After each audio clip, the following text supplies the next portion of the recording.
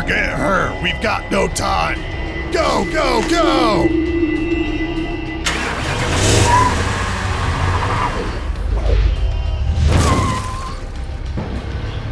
Don't slow down.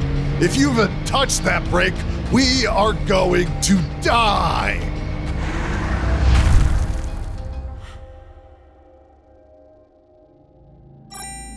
Today's briefing is to provide contextual information on SCP-1913 and prepare a strike force for Mission Theta-13.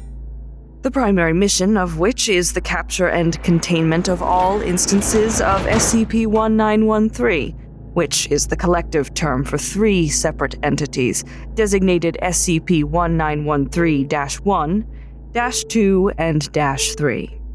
The instances do not show signs of mortality, either regenerating fatal injuries over time or reappearing near the place of death when its body has been destroyed within an hour.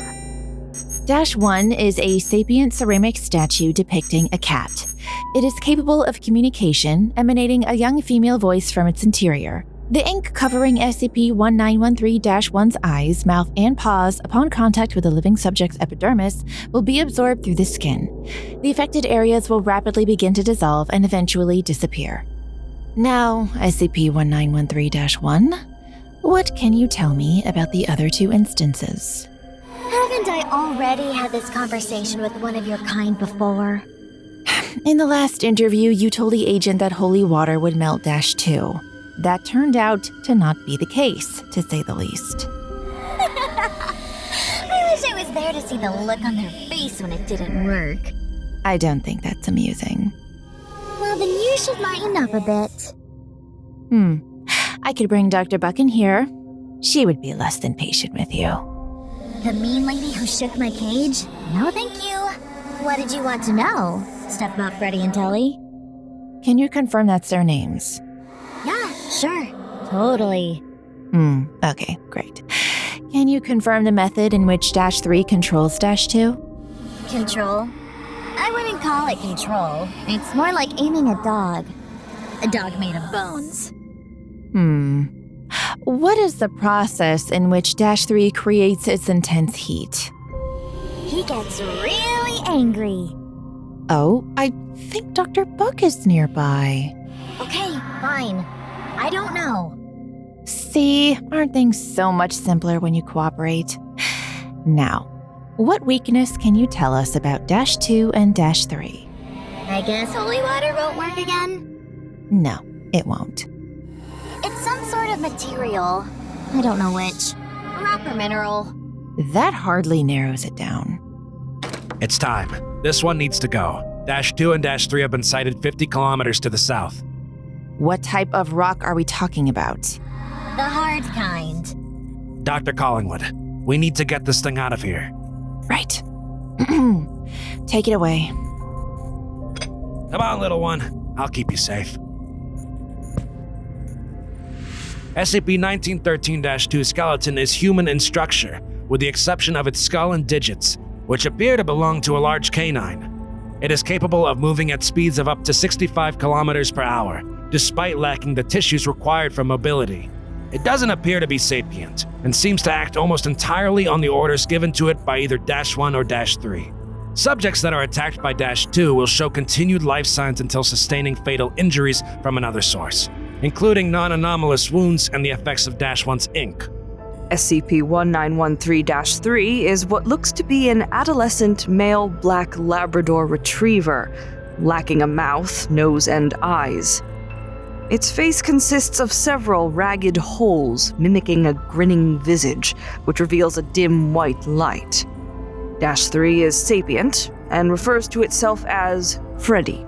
When it collides with an object or some other subject, it will emit a burst of gray-colored flames from the holes in its face. Flames produced in this manner reach temperatures of up to 12,000 degrees Celsius and have the expected effect upon coming into contact with non-living objects. SCP-1913-1 was discovered at Norfolk Harbor upon investigation of a local shipwreck. Agent Crowley discovered SCP-1913-1 in the wreckage of the Destiny, which was believed to have been in transit to New York City. 2 bodies were found in the wreckage, but the remaining 23 passengers were missing. Can I say something for the record? Sure, go ahead. It was a mistake to put Dr. Hayward with the cats in the cradle. The kid's bright, but he's too green. He just got out of school. He hardly knows the difference between mind-altering effects and info hazards. He didn't do anything wrong, but if he just... I apologize. I like the kid and I'm obviously biased, but he could have been more prepared if he was assigned to a safer group first. Experience these things instead of getting some lecture about it. Sorry, I needed to get that off my chest. It's fine. You wanted to ask about Encounter 29, right? Please. Right.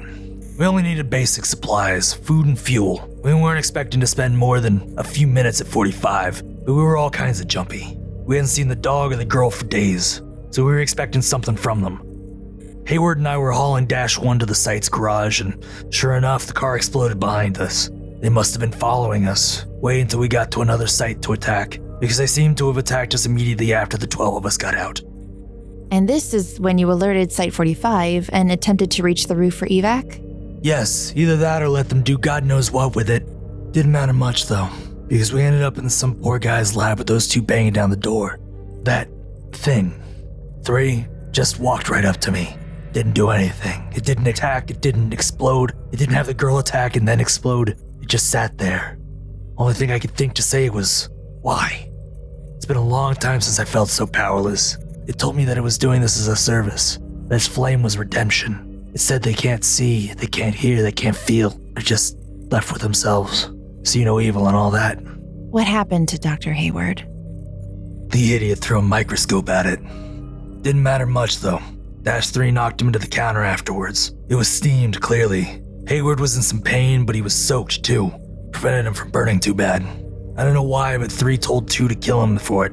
Maybe it thought the kid was beneath it, or figured that 2 would do a better job. Ended up picking the kid up and throwing him at the far wall, crashing into these jars of sulfur before Dash 2 reached through his chest. Dash 2 was about to charge him, but it stopped. 3 seemed to get angry at 2 till it took a look at the rocks covering Hayward.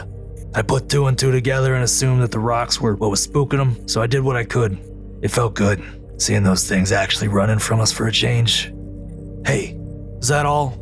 I'm hoping to see some people at the infirmary before visiting hours close.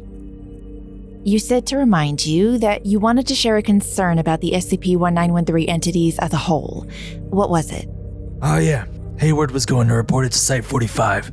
He's been interrogating Dash 1 for a while and got something out of it. He's had his suspicions about how SCP-1913 functions and felt that there was something more to it than what we knew. Didn't tell me what, but it seemed urgent.